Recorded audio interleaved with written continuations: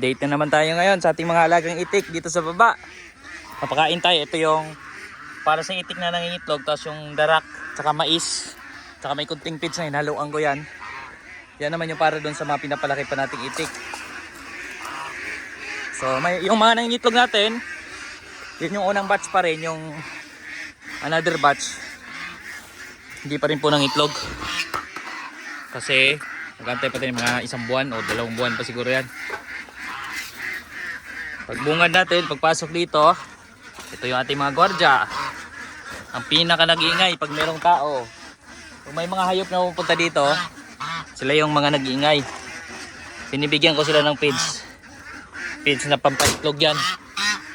Kunti lang naman. Bilang gwardya, kailangan natin bigyan ng regalo. Tapos mamaya, bibigyan pa natin yan sila ulit. Yung mga mix na may bibigay natin. Yung iba.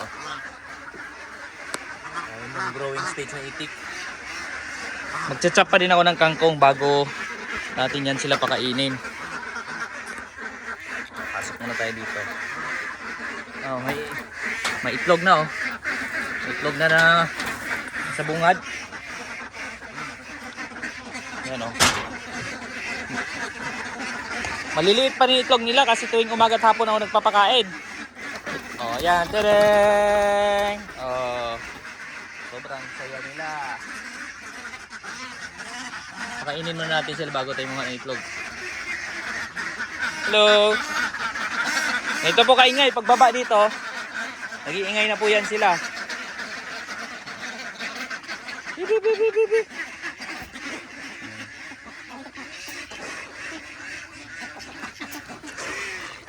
Actually may lagay din tayo ng feeds.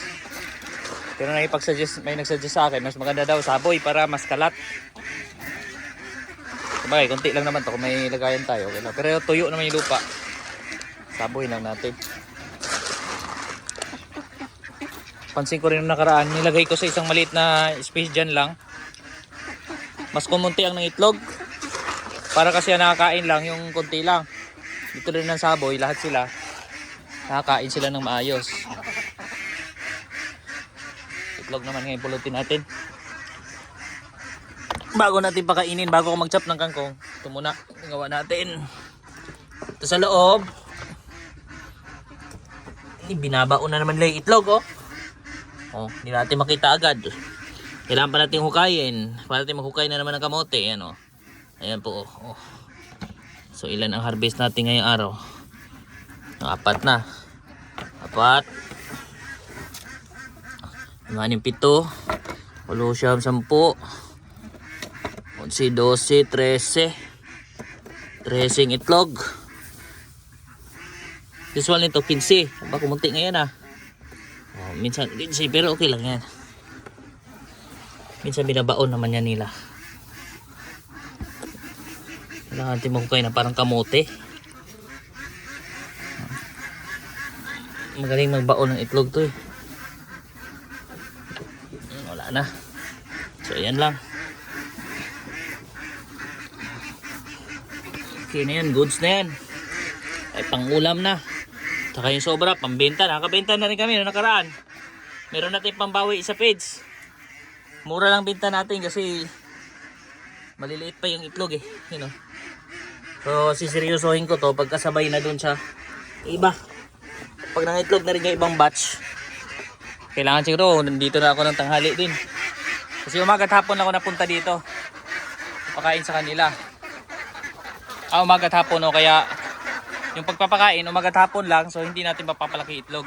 Pero pag ito ng itlog na, pag-isipan ko pa kung maglalagay na ako ng caretaker dito para mapukusan na. Sa akin kasi ito pa lang ng itlog eh, yung group na yan. Yung itlog nila. So marami pa tayong gagawin na mga pagbabago dito kung sakali. Itong nakaraan may mga namamatay nga ring itik. Pero ngayon kung wala naman siguro, wala naman sana. Kaya nagdagdag ako, ayun may isa. Nakita ko agad isa. Ay 2. Ayun may namatay na itik doon. Silipin natin. Sa akin, tinatanggap ko na yan. Kung sa trial pa lang naman tayo. Sunod siguro, mas galingan pa natin sa mga next batch natin pagpapalaki. Dito sinisilip ko, ayun. Aba, 3 namatay na itik ngayon. Baka ayusin na nga natin to yun. Yun po. Ayan. Isa dyan. Buhay pala. Pero mahina. Buhay siya pero mahina. Kailangan tayong ayusin dito. Baka lalawakan na ulit natin yung lambat hanggang dun. Ito isa oh. Hello? Patay na nga. 2 patay, tapos may mahina doon. Nagpapainom akong gamot dito eh. Nagagamot tayo, so hindi po pwedeng kainin yung mahina kasi nagagamot. So antayin lang, hayaan lang natin yan. So importante, may matira pa rin. Goods na yan. May mga itlog pa rin. Para sunod, pwede tayo mag-incubate para gagawin naman natin mga next batch ng mga itik natin. Sa akin kasi more on ano pa talaga tayo, nasa trial pa lang. Sa ganito kasi kailangan mag-invest tayo ng time, no? Sa kabila ng may mga sitwasyon pa rin, may mga problema, namamatayan pa rin. Okay lang yan, that's part of life. So kailangan pa natin galingan ang sistema. Nasunod siguro pag may budget ngayon kasi biglaan to, hindi talaga ito napaghandaan masyado. Sa budget, kapos-kapos pa konti kasi gumagastos pa tayo, bumibili pa tayo ng mais, ng feeds, ganyan. So wala pa tayong talagang sapat na sistema para dito. So expected na minsan talaga may ganyang sitwasyon pangyayari. Siguro sunod ang upgrade na gagawin natin dito sa next na pag-batch natin ng itik. Dito na ako magpapalaki. Maglalagay tayo ng housing na maayos na. Yung housing mataas na yung ganito, mataas na dapat para madali na manguha ng itlog. No, tapos yung tubigan siguro, maglalagay tayo ng pool na simentado. Although ito, laging umaagos ang tubig dyan. Ito yung pinaka-source natin ng tubig. Ang linaw ng tubig dito. Napakalinaw ng tubig. Laging umaagos po kasi yan. Bukal po ito, 4 biyag lang. So, marami pang gagawin. So ngayon, ano muna? Mag-ready muna tayo ng kangkong para pampakain sa itik. At mamaya yung mga namamatay na itik, i-fertilizer ko na lang, gagawin kong fertilizer yan dyan sa mga saging. Yun yung ginagawa ko na lang para hindi sayang. Nandito naman yung kangkong. Dito naman ako nag-chop. Wala nang edit-edit to, tuloy-tuloy lang tong video natin. Kung di mag-overheat yung ating gamit na camera, ay goods na goods to. Tuloy-tuloy lang to. Ayan.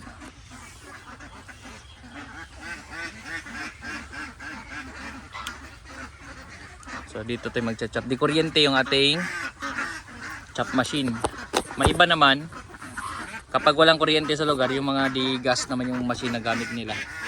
Pero tayo, since napatakbuhan ko ng kuryente dito, di kuryente yung pang chop kong machine. Chop muna tayo. Mura kasi ito yung pinakamurang machine. Yung mga di kuryente, yung di gas, mahal po kasi. Nasa 20,000, 18,000 ngayon, 24,000 yung nakikita kang pagsuha. Itong machine na to, nabili lang to ng 3,000, 3,500. Ngayon ang alam ko, nasa 4,000 na yata ang presyo nito. Sulit din naman, matagal na namin gamit, gumagana. Tuloy-tuloy pa rin siya gumagana. Ito po yung kangkong ko.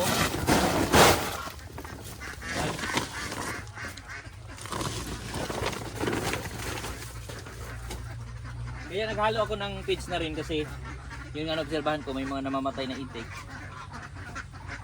So baka kulang sa nutrients. So kangkong, banana feeds, yan yung pinag-mix natin.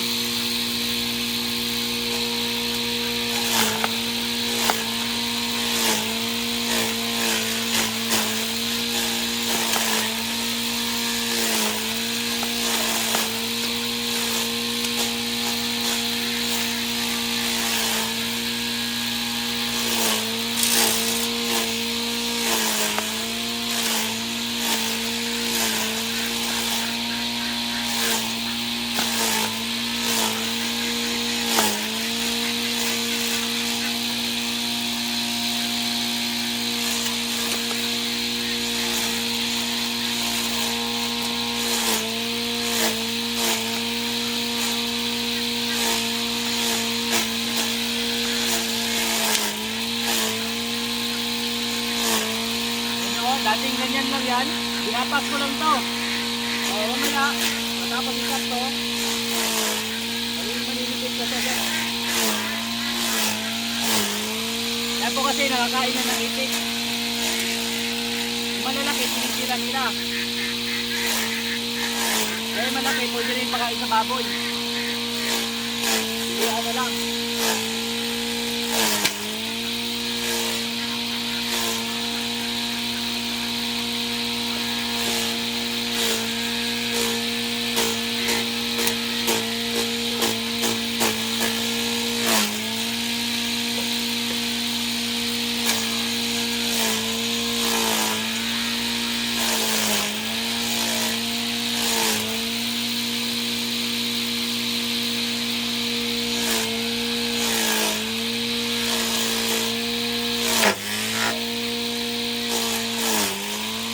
Kailangan na may patulak na ganito kahit anong kahoy para hindi delikado.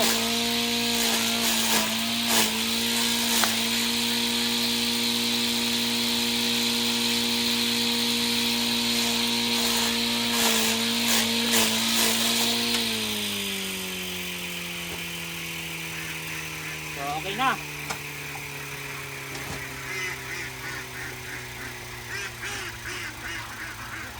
Ang next naman natin process niyan, doon naman tayo sa next process. Ito naman ay ating hahaluan na ng iba pang mga pang mix para maging pagkain na nila. May mga natatapon dito pero yan na may pinakain din ng mga itik yan, binabalik-balikan nila yan. Pag gutom sila, yan yung merienda nila. So tara, doon naman tayo sa kabila.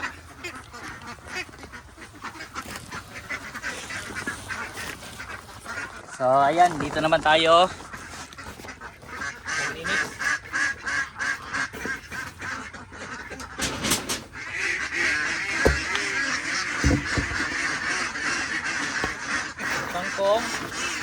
Tangkong ko, magtitira din ako nito para sa mga pabo sa ibabaw. Pero panghapon naman to kasi napakain ko sila kanina. Ayan. Tapos ito. Ito na yung mais, darak at may pits na rin hinalo natin kasi darak, obserbahan natin may mga namamatay. Dadagdagan natin yung nutrition nila.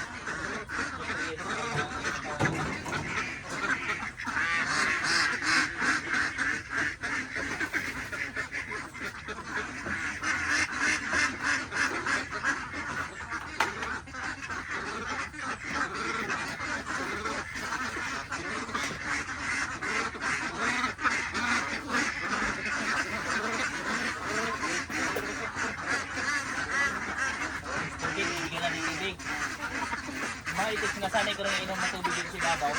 Natutunan ko to din sa kapitbahay namin. Hindi ako itik natin na dapat daw tulungan din sa ibabaw para pag naglagay ng gamot, nagbigay ng nutrient, ng ano, vitamins, hindi nahirapan. Kasi sanay sila. Ito. Nainom na sila dun. So ngayon ito naman, lalagyan na natin ng mga pang mix natin. Tubig naman.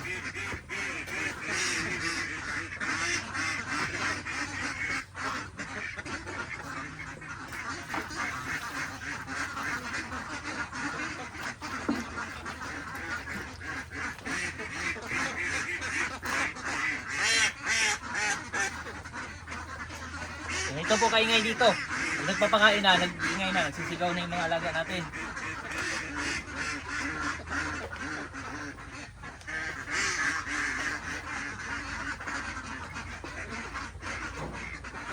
Mix lang ang igi.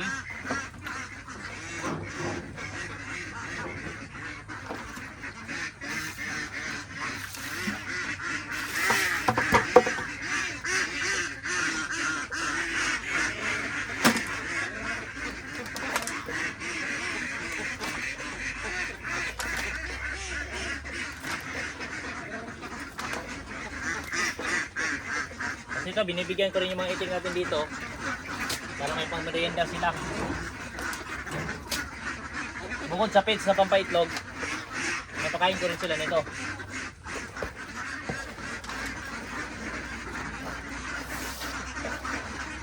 Tapos yung gansa, ganun din, tinitirhan ko rin.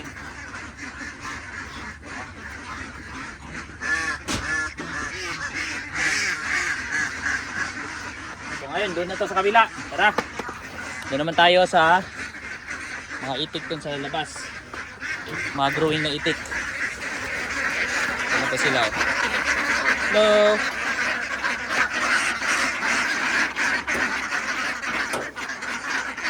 Hello, kumusta?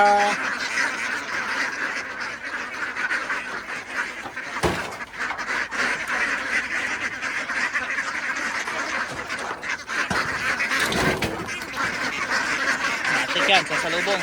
Kain na rin agad dyan eh. Dali lang. Tara.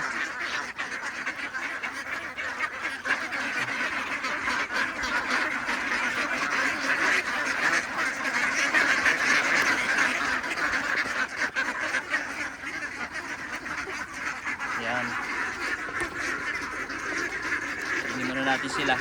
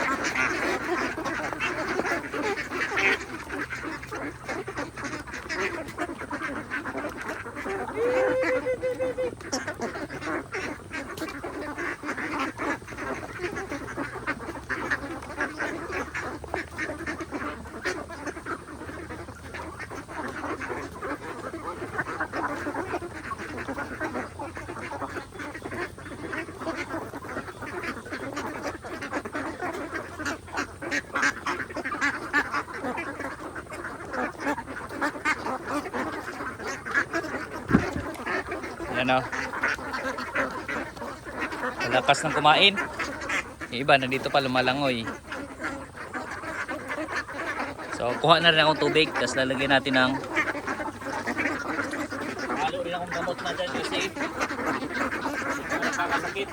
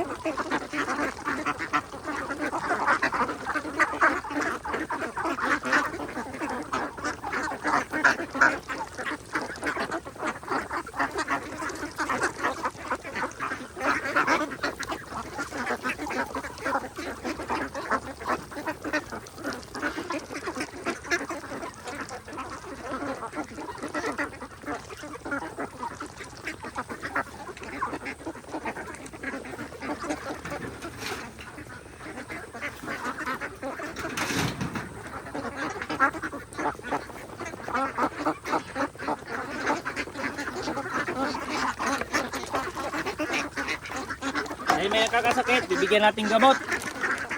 Yan po. Yan yung imimix ko dun sa tubig nila dito. Kaya sinasanay natin silang iinom din dito sa ibabaw. Para ma-kuhanin natin ang gamot na bibigyan.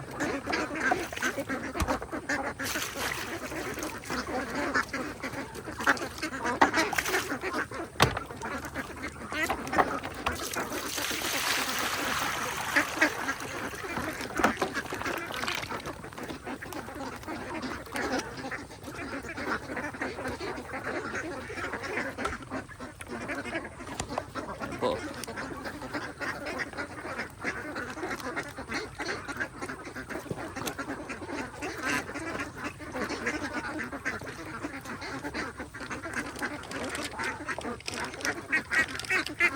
Amoxicillin para tanggal ang mga bakterya. No, amoxilbi. Yan po 'yung binibigay ko. Miinom na.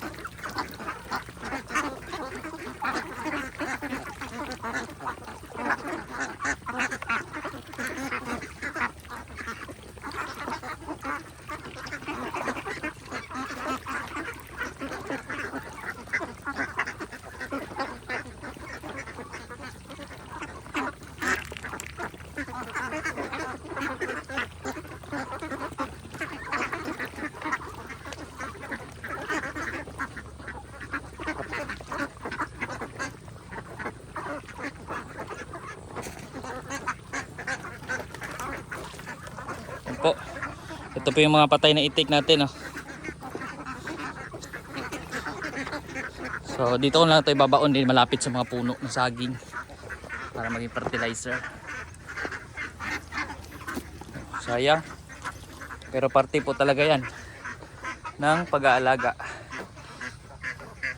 Kaya nga sabi po nung nagbebenta ng mga sisiyo, dapat gawin ko daw, kung gusto ko daw 200, gawin ko daw 250.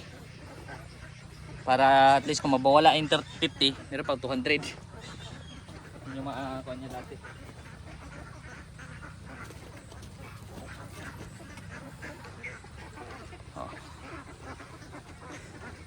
Ayos, marami-rami pa tayong dapat gawin dito para mas ma-improve pa yung pag-aalaga natin. No, so abangan sa mga susunod pa natin mga gagawin dito. At doon nga po pala, nilinis na rin kasi tatamnan ng kangkong dyan sa malapit. So tuloy-tuloy lang. No, so muli po, maraming salamat po sa inyong pagsama dito sa ating video ngayon sa ating pagpapakain at pag-harvest ng mga itlog at sa update natin dito sa ating mga itik. God bless you all po.